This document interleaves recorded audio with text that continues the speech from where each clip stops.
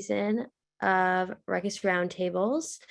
I'm Ruby Martin, and I'm a member of the Girls Advisory Board for Hardy Girls Healthy Women. I live in Sydney, Maine, and I attend Messalonskee High School in Oakland, Maine. And I've now been on GAB for 2 years, and I have been a strong lover of the arts since a very young age. And my favorite forms of art are painting and doing ceramics. Those are my two favorites. I'm so excited to moderate this panel tonight on arts and social justice. We've put together a really exciting group of panelists, and I'm going to do really short introductions, but you can see their full bios on the website, and we can save more time for the discussion this way. We ask our audience to mute yourselves to prevent background noise, but encourage you to drop your questions and comments in the chat box down below. Additionally, we are also recording this conversation, and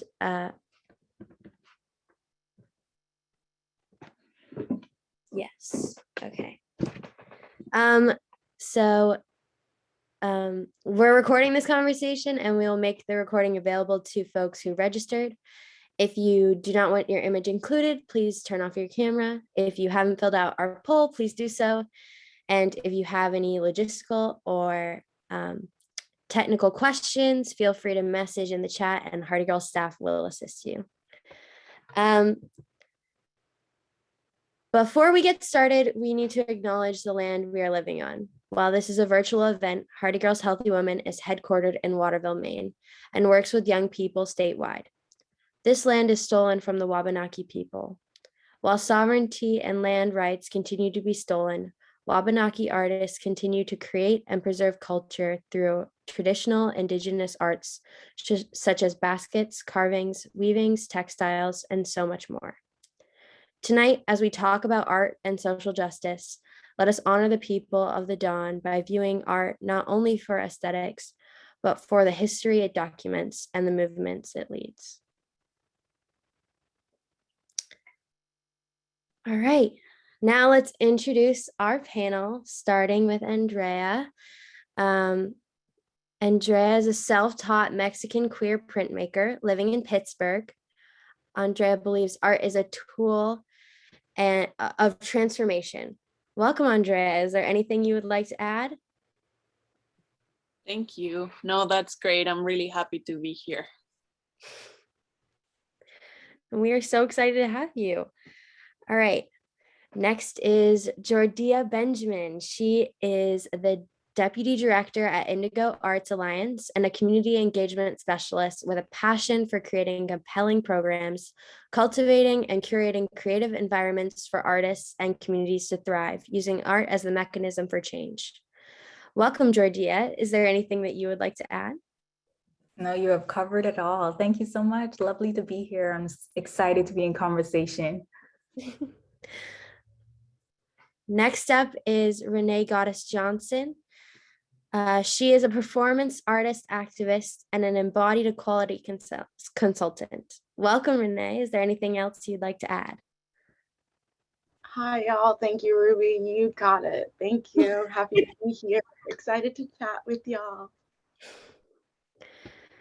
All right. Sky from Maine Youth Justice and Maine Inside Out isn't able to make it tonight, but we're happy to introduce Stacy Perez in her place. Stacy is the Director of Advocacy and Support at Maine Inside Out and a powerful spoken word artist. Welcome, Stacy. Is there anything else you'd like to add? No, as she said before, you got it. Glad to be here. Thank you for having me. And then finally, we have Zamzam. She is a documentary filmmaker, Emerson college student, and founder of the Gen Z Project. Welcome, Zamzam. Is there anything you would like to add? No, that's it. Thank you. Also, bear with me if you hear any background noise. I'm in college in a common area, so you'll hear some, but I'll try to be as loud as I can. Awesome. All right. Thank you, everyone. We will now be moving into our discussion portion where we'll be asking each of our panelists questions. And I'll begin with Andrea. All right. Andrea, in researching for this panel, we found that you you through an artist collective called JustSeeds. Could you tell us a little bit more about that and what having that community means to you and your work?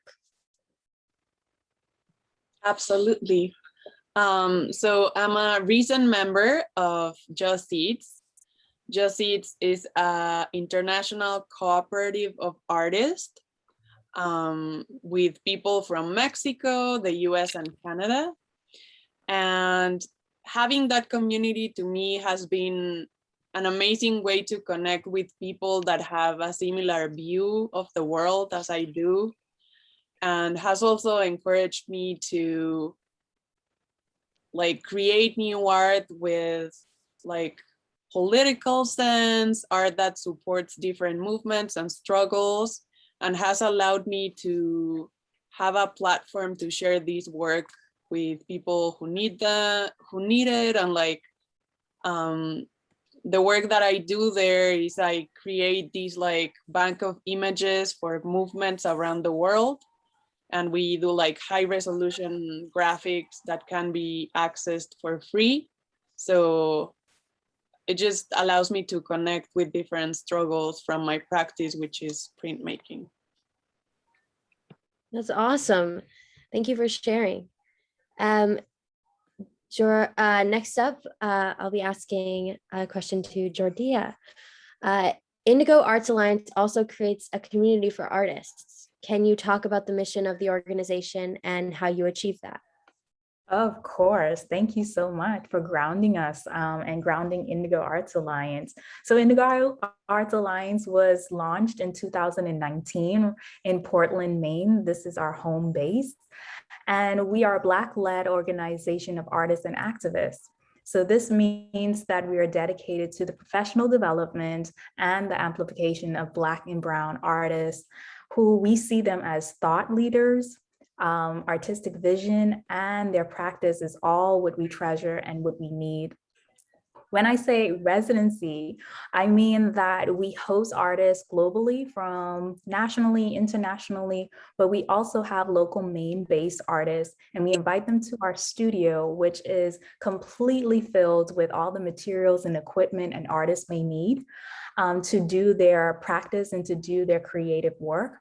And they spend time in studio, and through their studio practice and their residency, they also have moments to engage with community. This engagement can look like artist talks, lectures, public engagement, film screenings, book club readings, demonstrations.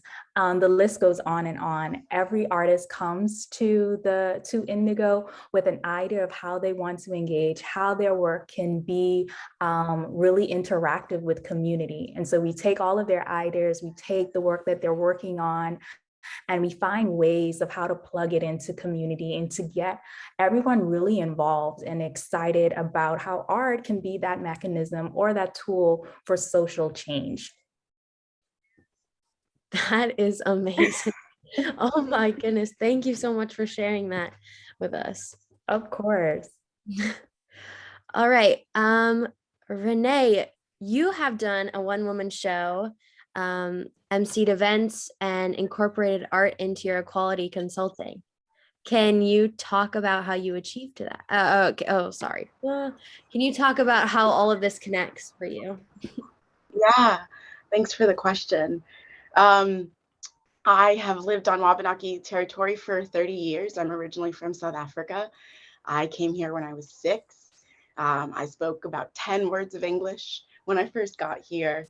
And watching the way that we have grown as a culture, as a society, as a city, as a state, has been, from my experience as a Black, Indigenous, South African woman, it's been a whirlwind of like the best adventures you could possibly imagine. Coming to the United States, I met my birth mother for the first time when I was 6. That's where the show comes from. It talks about understanding my personal history, my personal journey. When I came to America from South Africa, there was just major cultural differences. And one of the biggest differences that was really hard for me as a kid was eye contact. When I came to the United States, I realized here, people make eye contact differently than where I'm from. And where I'm from, we're taught from children age, little. When my grandmother would say, I like accents, so I'll go into my grandmother real quick. My grandmother would say, René, if you do not look me in the eyes, how do you know what the whole story is? And it just really helped me understand that in order to connect with the people in front of me or around me, that eye contact and seeing a person and knowing them and being deliciously close to them was solidly part of not just family, but friends and school and love and light. And then in the United States, that's a little different. Because I was a child, I was simply told, don't stare. I'm not staring. I'm educating myself. I'm learning lessons. I'm growing. I'm trying. I'm curious. I have questions. I didn't know I was an artist in 2013 when I found the Celebration Barn Theater. I was a professional organizer. And I found this place and they said, you're an artist. And I said, no, I'm not. And someone said, how long have you been making your crowns? And I said, since I was 8. And they said, see, you're an artist. I had no idea because in America, unfortunately, we categorize folks. And as a Black woman in America, I was given few options and art wasn't one of them for me. So it wasn't until I was 28 that I discovered I'm an artist. So I use my journey of coming from South Africa and understanding the cultural differences that America is a very specific place, Northern America in particular. And that then there's regions, and then taking all of that, putting it into the show, and it became activist work. People were calling it activist art. And I was like, I'm just telling the truth. And now, 9 years later, I use body and love and light and community to create systemic change in Maine, to talk about how important relationship is. And that I don't call it supremacy, I call it terrorism, white terrorism. That white terrorism makes it really hard for us to build relationships. And if we're going to actually create systemic change, we need solid relationships. So that's the work I do. I build relationships through art, through play, and try to bring as many people together as often as possible to love each other. Oh my goodness, I adore that so much. That was amazing. So next up, we have Stacy. So from your website, Maine Inside Out collaborates with incarcerated youth through theater. Can you tell us more about this? Absolutely, yes, thank you. Yeah, so we go inside and teach theater to youth. We create plays and then take them out on tour. And I have a piece that I'd like to share just because it covers majority of what we do at Maine Inside Out. It's a piece I wrote in dedication to one of our founding members of the Lewiston group who has passed away. And then also just from some personal experiences in the work and personal life, personal things in life. And it's called A Year in Your World. Feeling as though the weight of the world is on your shoulders, reaching out, but feeling like nobody's in your corner. Darkness sets in and your mind starts to wander. How am I going to eat? Where am I going to sleep? My baby got no diapers and no shoes on her feet. I'm hungry. 3 days I've gone to sleep with no food to eat. I'm trying to live right, but I belong to the streets. Cold and alone, no friends, no family, no place to call home. Damn, really starting to feel this defeat. PTSD every day of the week, sleepless nights, endless tears cried, hearing my belly's every hunger cry.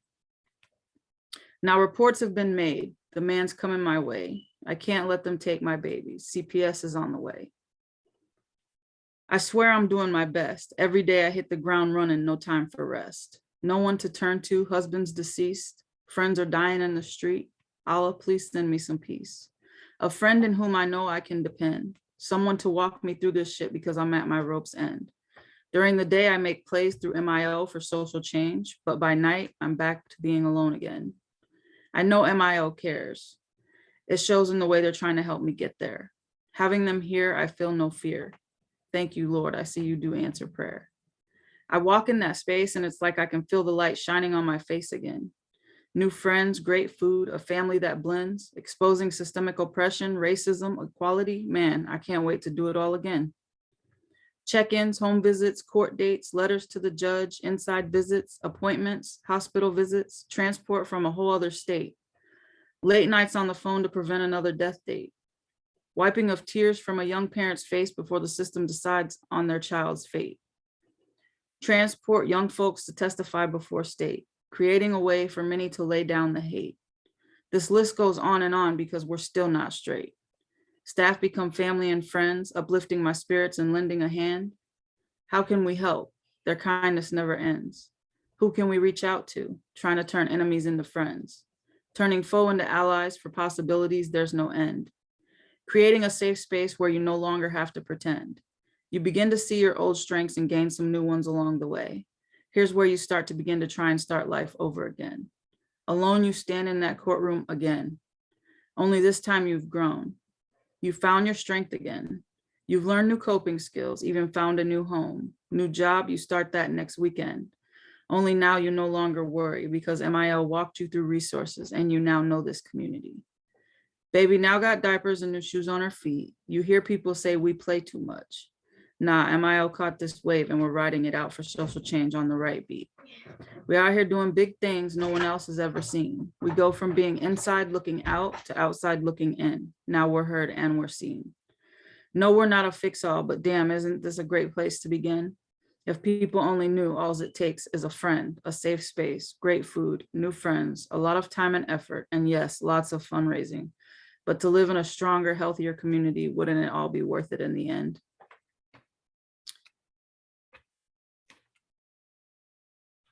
And a lot of that is what we do at Maine Inside Out. We help find housing, job search. We have a mutual aid fund that we assist our members when they're struggling. Crisis support, that's where I come in. If someone's having a hard time and there's suicidal tendencies, then I'm the one they call 3 o'clock in the morning. I'm the one who drives out wherever they are to talk them down. A lot of things we do to prevent calling the police. A lot of our young people have been traumatized and just want absolutely nothing to do with the police or crisis units because they are the police. And so that is a part of what I do. My team members also assist. And we love creating plays to share with, thank you. We love creating plays to tour and share. So far, we've been to Michigan and Washington, and we look forward to being nationwide one day. So I love what I do.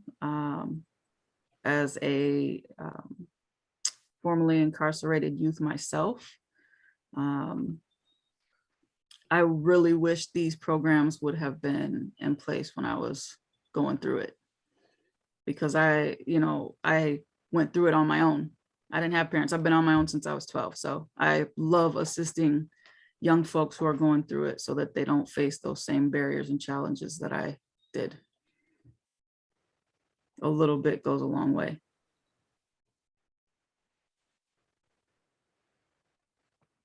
Thank you so much for sharing that.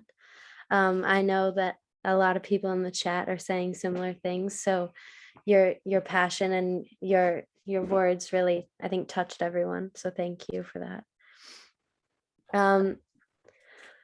All right.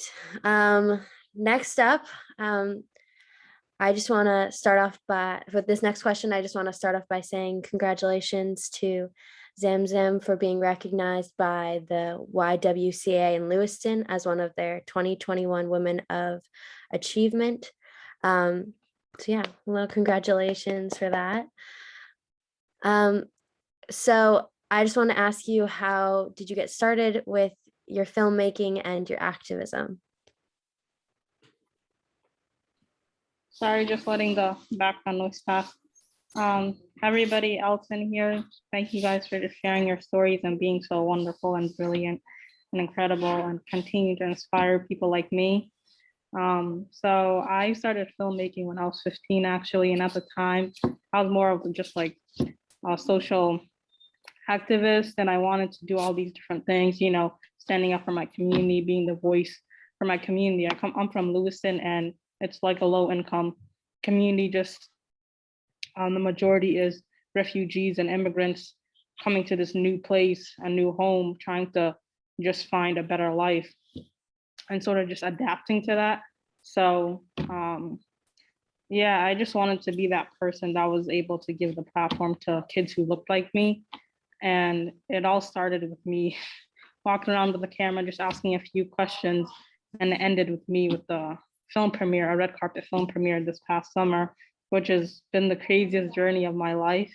So my first documentary was my sophomore year actually, and at the time I just wanted to do a short project on the struggles of the kids in Lewiston and what they particularly wanted to change about the community, because there were just lots of things going on and these misconceptions being built around us. And, you know, people would paint this image and say these things that weren't true at all. So I wanted to be able to just share the stories in a different kind of way. And I was expecting the project to be, you know, a short thing where I worked on it for like a week, but it turned out to it actually took me a year to complete that, but I was able to have a premiere for it. And just seeing that people came to that premiere and knowing how much the community really cared about these kids just inspired me to continue to, you know, do the work I was doing. And primarily a lot of my art focuses on Black youth,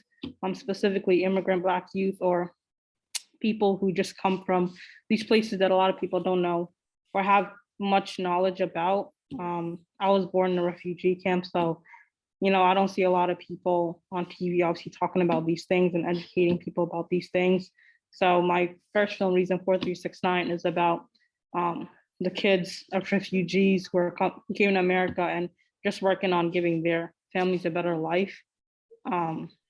So after that, I started my second film, Everything Earned, which is actually a basketball documentary.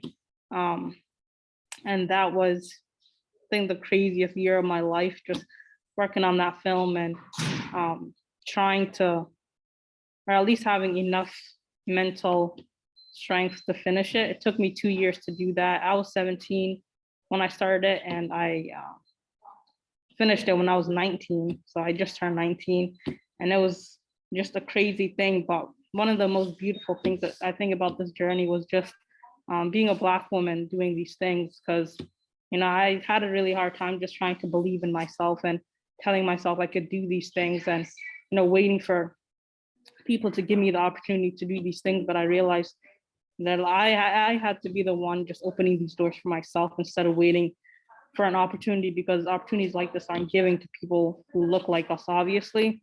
So just being the person who, you know, steps into that door and saying, hey, I'm gonna be the one to just execute this project and do what I can with it. So my whole entire idea became like this, having this like red carpet dream. And it was like a wild dream, obviously. You know, I always imagined myself at the red carpet and, you know, wearing a Black dress and holding an Oscar, and being like, oh, the Black woman film director. But eventually I just thought about having my own red carpet and allowing these kids in my community to come out and celebrate and, you know, dress their best. And so I, you know, for a year I worked on just organizing this thing where trying to get funding for it, and just making sure that I was able to set up something beautiful for a community like Lewiston. And in the end, it actually all worked out. It looked like an actual red carpet, which is crazy. I still think it's crazy to this day that I was able to make that red carpet dream come true. But it was more than just, you know, walking on red carpets and dressing up. It was actually more about being able to have an impact on a particular group of people, and being able to just share stories that were important to me. You know, part of my work is storytelling, and Everything Earned is a film about, it's a film about basketball, yes, but it also particularly focuses more on dreamers, Black dreamers who, you know, have these dreams, and people tell us, oh, you know, you're dreaming too big, or that can't happen, but you know, you just need somebody to believe in you. And Coach Ronnie, who the film focused on, was able to be that person for these kids that they never knew they needed. So he definitely inspired me to just become a bigger dreamer than I already am, and continue to build opportunities for myself. So as I, you know, make these films and document these people, I slowly learn more about myself and who I am, and just the kind of woman I continue to try to be. So it's definitely been a long journey with just filmmaking, but my need for change, or my passion for change making, I definitely express that through my filmmaking now, my artwork. And you know, like René said earlier, I never considered myself an artist up until this year, actually. I would always say, oh no, like, I want to be a film director. I want to do this. I want to be a film director when I grow up. But people always said, oh, then you already are. You already made 2 films. And it just was like really hard for me to grasp onto that. So yeah, I want to continue to make documentaries about just all these beautiful stories that people have and hold close to their hearts. And hopefully I give them justice by being able to do that and giving them the platform and audience they need. I think one of my coolest experiences was organization reached out to me and they wanted to screen Reason 4369 in a particular area in Maine, but it was actually just a community where I think it was majority white. So obviously when I screened Reason 4369, it was Black youth and Black parents coming to the screening, but when they reached out, it was like 99% white people in the audience. But it was really great to see them, you know, hearing about these things and learning more about just youth who they never knew about, and youth who are different from them and their kids, and just learning more about that and wanting to learn more about what kids like us do. So I've definitely just, I'm here now, I'm here at Emerson College, my dream school, but I just continue to be what I aspired to be this entire time. And yeah, so thank you guys for having me. I'm glad I could talk about my films, and hopefully you guys could get to watch it. I'll attach some links if you guys want to watch anything or see any pictures from the premiere or anything like that. So thank you. Yes, I know. Yes, thank you so much. I know that Shannon, who is one of our other people with Hardy Girls, said that there are links to watch your film in our events resource page. So if you would like to check that out, please go over and watch. I know that I will be. I'm so excited. You guys are all so amazing. This is so great. I'm having such a good time. All right. Keeping it rolling. All right. Jordia, so in the past, you've worked with museums and other art institutions. At Indigo Arts Alliance, it seems like you're redefining what art can look like, feel like, and how it's presented. How do you think institutions shape intentionally or not artists? Ooh, oh, that's a good one. Yes. So my background is in museum education, and I've worked in the museum sector for over a decade. I think I'm like 15 years. I have stopped counting at this point. But I've always been intrigued of how art can bring in community, and how art can be utilized as a tool, not just for change, but to have dialogue and have open conversations and be kind of the spark for something else to happen, right? To be that ripple effect, to bring people in who traditionally don't see themselves as a part of museum institutions, right? The works on the wall doesn't reflect their stories, their narrative, their cultural background. And museums traditionally have an elitist kind of separation, right? Even though they're based in community, they have a hard time connecting with community or bringing in community. And so that's why I was really intrigued. Having my background in art history as well and in art studio, I was trained as an artist, but I have not practiced art. I won't say I'm an artist in the traditional sense. I think we all have to unlearn that, right? And accept it of being artists, right? So I'm gonna claim it today just for the sake of being around so many great women that are claiming and reclaiming titles. And so that was my interest. Studying art history, I myself didn't see myself in the histories that was being taught. We would have these kind of moments of brief class moments where an hour will be spent on African or African-American or Black and diasporic works and studies. And so I started to think about how can I center voices that sounds like me, right? Voices that are familiar to myself. And that's how I got started in the museum world. Being in museum institutions, you have to realize you're working with a long lineage of histories that have to be untaught, that has to be pulled back.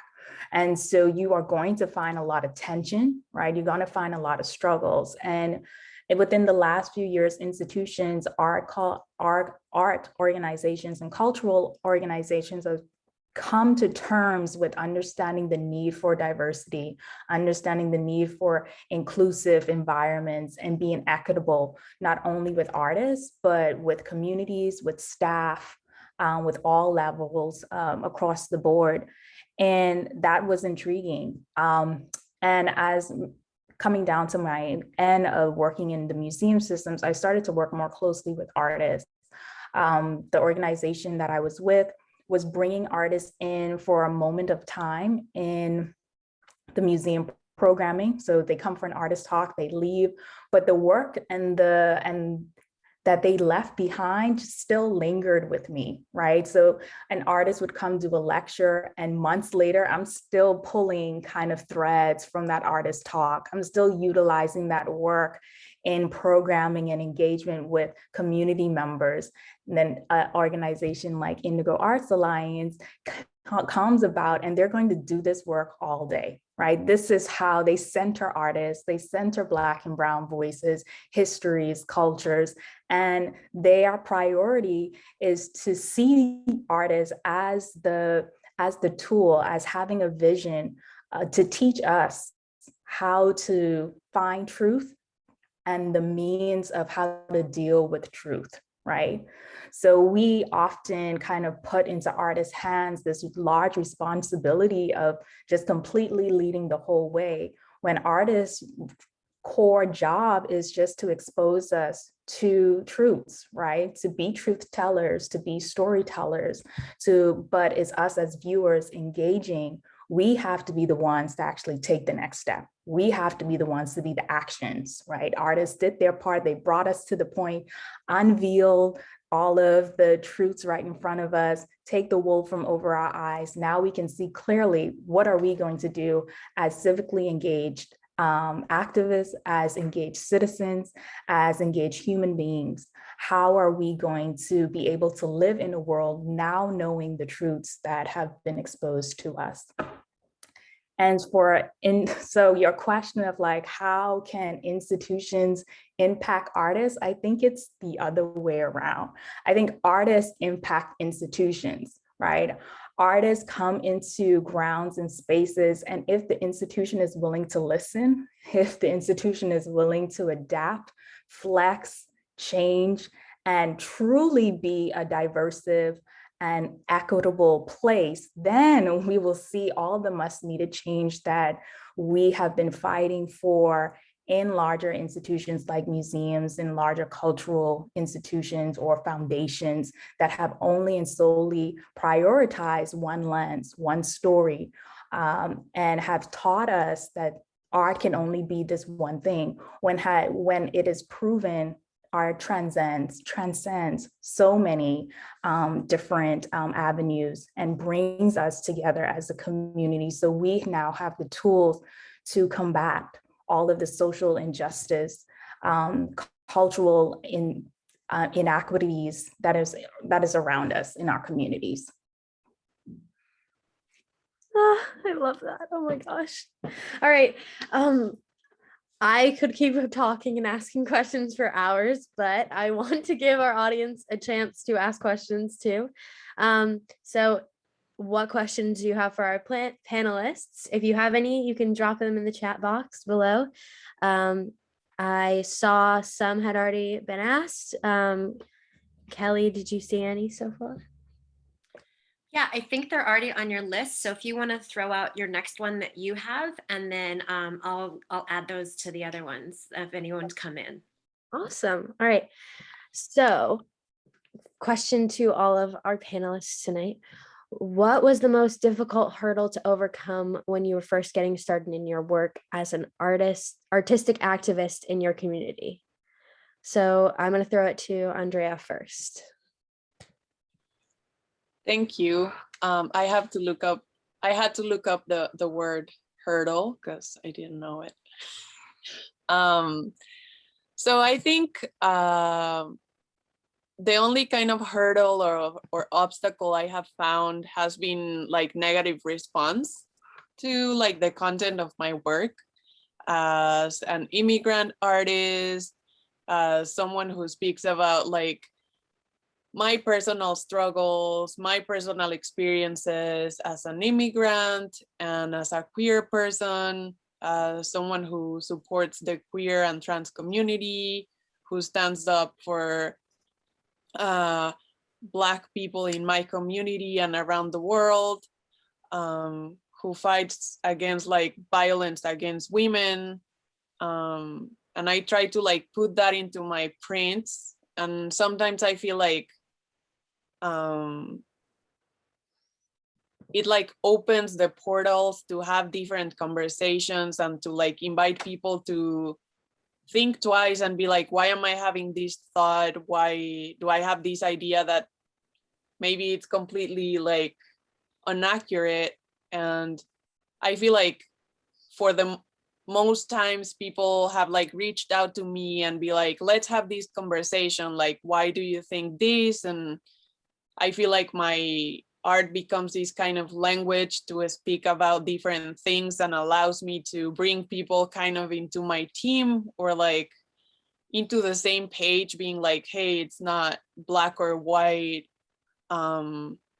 scenario where we're like, you are on that side and I'm on this side, let's like talk about it. I have also encountered people being like, I'm like completely against what you're trying to portray in your art and like fight me over it. And I'm like choosing not to take those battles, you know, especially during these times where the world is already very hard. I just kind of try to put that energy into making more work and supporting more folks and trying to like educate people that are around me, but also not putting all my energy into that because sometimes it's just really hard. So I feel like that would be the most like hard and maybe only hurdle. Fortunately, I feel like my work allows me to connect with a lot of folks, and so that's why I do it and I love it. And yeah. All right.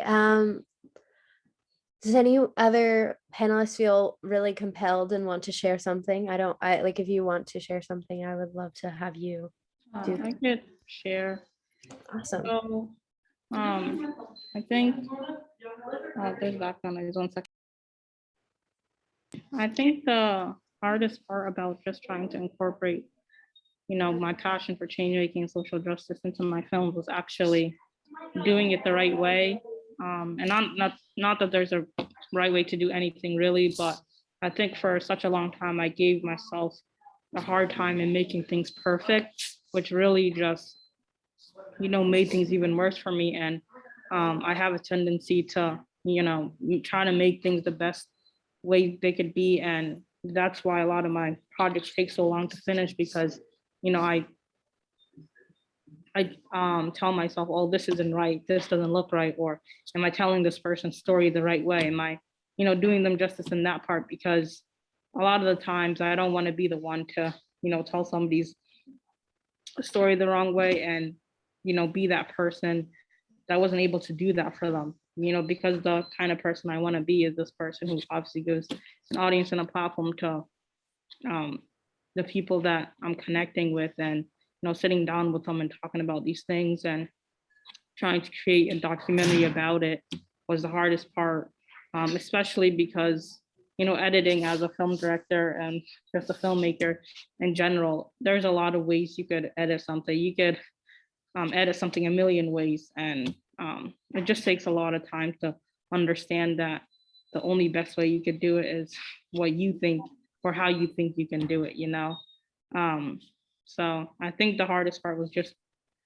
learning to understand that not everything could be perfect, and the only way a storyteller could tell a story is how they think they could tell it, if that makes any sense. Yes. Go right ahead. Okay. The questions around hurdles, just thinking about predominantly white-led institutions, for Black and Brown folks that are working in occupying space, the true hurdle is convincing and proving that centering Black and Brown and diverse and marginalized voices are important, right? And to also have the resources and the institutional backing to do that work. Often DEI offices and personnels are of one, and they are tasked to change the world, fix all of our problems. But we're going to leave you siloed to do that work by yourself, when those efforts are really need to be ingrained within organizational missions. It needs to be spewed out through all avenues and tentacles, right? It needs to just be top, bottom, in, out, that it really becomes a part of the DNA of an organization. And so to change that kind of structural mind is a large hurdle. For Black-led organizations like Indigo Arts Alliance, our hurdle is kind of the same. We're now convincing community members of our importance for our sustainability, right? For example, if we look back at 2020, there was so much funding that was given to Black-led organizations, Brown organizations, and marginalized organizations due to the social injustice that was taking place across the country. Everyone wanted to give, right? However, a few months later, that train has pretty much come to a halt, as it's all of a sudden, the work that we're doing has just flown away, right? Folks have forgotten that we need that continuous support, financial, through other different means, so we can continue, we can sustain the work that we're doing, because we do know, all of us know, and have been recognized that art is the key source for healthy human communities, right? It needs to be cultivated, it needs to be celebrated, it needs to be financially supported. Secondly, we know that artists too play a unique role for strengthening our multiracial democracy. And so again, if we want to continue having a prosperous and a thriving community for all of us, right, we need to continuously support financially organizations that do that heavy lifting and do that work. So what part of a community member you want to be is the question you have to ask yourself. Are you going to be an active community member or an inactive? Because whether you like it or not, your main existence, you are participating in this. So either you become active and do something good for change, be that change, right? Or why even wake up, right? Why even go through your day-to-day if you're just going to be a bystander? We cannot use the excuse that we don't know, that we don't have the information. The information is out there. We have seen it on national TV every day. We have seen it throughout the last 5 years. We have seen it throughout history of what white supremacy looked like, of how it has tear apart our communities, how it has halted change, how it has really stopped us from really becoming an inclusive environment. And so we need to have some internal works with ourselves, right? And questioning ourselves of how we are going to be better human beings, and being better human beings is supporting each other and supporting organizations that do the works that we have talked about today and this evening. All right. I'm going to move on to another question from our audience really quick. So I'm going to pass this to René first. What was integrating social justice into your art natural, or was it a process to combine the two? It was totally a natural occurring thing. I wrote a play about trying to figure out if I could, what's the word I'm looking for? I've been working through my own personal self-hate and understanding Black self-hate and understanding where that concept came from. So when I started writing the show, I was dealing with having grown up in a severely abusive household where there was no love, and finding resource and finding savior and space and safe space in white households. White mothers in my childhood were the places where I found safety because they were intrigued by me more than anything. And so I could like go to someone's house for the weekend and be safe and be in that life. And yet that space wasn't safe because I wasn't really being seen as a person. So when I wrote the show, I was really trying to talk about all of those things that happened to me from ages 6 to 17. And like, how did living in Maine indoctrinate me? And how is the person that is living right now, how is she functioning? Why does she function this way? And so just writing the stories and piecing them all together, when I got through after like 2 years of writing scripts was the first time I realized it was a social justice piece.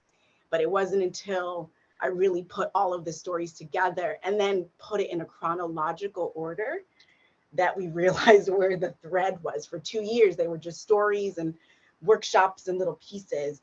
And then I spent 3 months making it a show. And it was incredible to get to the end and realize, oh, what I'm really talking about here is that my personal Black love, my personal understanding of self was demolished. It was destroyed. And then it was replaced with something else. And so now my work as a 37-year-old adult is recognizing how to undo those narratives. And the social justice aspect just sort of happened. Somebody wrote a piece and called it an activist art piece. And I was like, does that make me an activist art maker? Wait, I just found out I'm an artist. Wait. I don't know what to do. And it just sort of spiraled from there. And then I was like, well, I guess if I'm an artist, I'm gonna share all of this with my friends because they need to know how perfect they are too. So I'll start a theater company. So in 2015, I started Theater Ensemble of Color here in Portland as a way to try and figure out how, as Black, Brown, Indigenous, Asian humans, humans are art. And then you take those of us who experience this other version of life, and the way we create art, it's for the stars. And I wanted my friends to feel as spectacular as I did. And by 2015, I was a social justice and racial equity art maker who used to be a full-time nanny and professional organizer. And I was like, okay, this is my life now.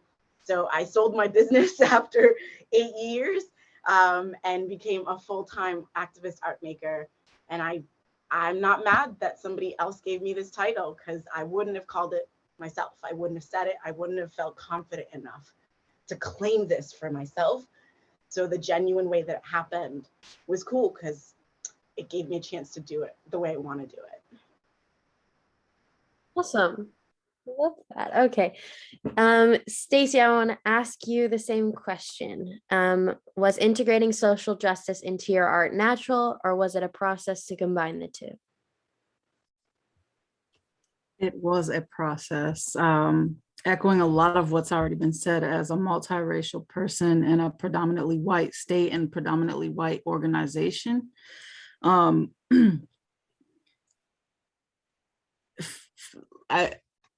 Right now, I apologize, I can't even come up with the words, but like just everything that's already been said has just completely blown my mind, because it's been my experience. And it's definitely been a hurdle for me. But yeah, I'll just say I'll echo what's been said already. I appreciate y'all for sharing. Thank you, Stacy. All right. We have a little bit of time left, so I'm going to ask one more question. So I'm going to throw another question to Stacy really fast and say, did you have the support from those who are close to you, or did your family and friends not understand or help you with your work? Family and friends, not so much. As I said, I've been by myself since I was 12. And so I came to Maine a little over 20 years ago. I've been back and forth. And so when I got into this work, the only support I had was from my team. And so it was hard, but I felt like this was what I was meant to do. This was my calling. And I didn't feel like I really needed the support of anybody else at that time. Now I see I do, but like my team has become my family and my friends, and learning to trust has been challenging, but I'm in a place now where I can say that's my family. And I do have full support from my entire team, my entire organization. That's so wonderful to hear. Thank you for sharing that. Okay. It's time to wrap it up. It's so upsetting. I can't, it's all over. I just want to I want to go. I don't want to go either. It's been so amazing. I want to say a quick thank you to all of our panelists once again. Like, you all have my heart. Your stories were amazing. You've touched every single one of us in here. I know that. And all of these comments, if you got a chance to look through them, just all of the support, we love you all. Yeah. So wrapping this up, anybody who's familiar at all with Hardy Girls knows that when we hold events such as these Ruckus Roundtables, we don't want just more conversation, as awesome as conversations can be. We want to push for action as well. Just as these panelists have shared what they are doing, we want to leave all of you with some steps to get involved. There is a spectrum of action you can take, from realizing your voice and power to taking it to the streets and everything in between. There is not only one right way to make a change, so don't let fear paralyze you. There is a lane for everyone, and we are excited for you to find yours. Thank you so much for joining us tonight at our Arts and Social Justice Ruckus Roundtable.